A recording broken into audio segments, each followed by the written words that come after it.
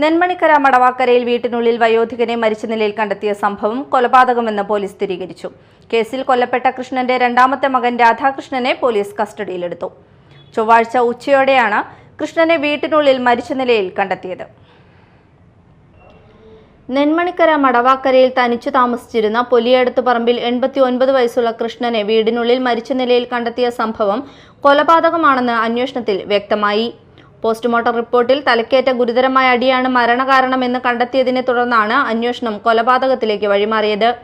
കേസിൽ കൃഷ്ണന്റെ രണ്ടാമത്തെ മകനായ 52 വയസ്സുള്ള രാധാകൃഷ്ണനെയാണ് പുതുക്കാട് പോലീസ് കസ്റ്റഡിയിലെടുത്തത്.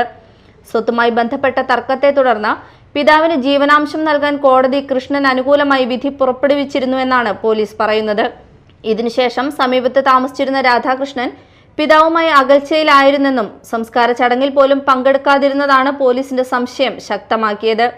ചൊവ്വാഴ്ച ഉച്ചയോടെയാണ് കൃഷ്ണനെ വീടിനുള്ളിൽ മരിച്ച നിലയിൽ കണ്ടെത്തിയത്. മുറിയിലെ ചുമരിൽ ചാരി കട്ടിലിരിക്കുന്ന നിലയിലായിരുന്നു മൃതദേഹം. ഇടത് ചെവിക്ക് സമീപമുള്ള ആഴത്തിലുള്ള മുറിവും വീടിന്റെ 2ാം നിലയിലെ പുറത്തേക്കുള്ള വാതിൽ തുറന്നുകിടന്നതും കൊലപാതക സാധ്യതയിലേക്ക് പോലീസിനെ നയിച്ചു. കൊലപാതകം എങ്ങനെ നടന്നു എന്നതുൾപ്പെടെയുള്ള കാര്യങ്ങൾ വ്യക്തമാക്കാൻ പോലീസ് അന്വേഷണം തുടരുകയാണ്. Media time, Thrissur.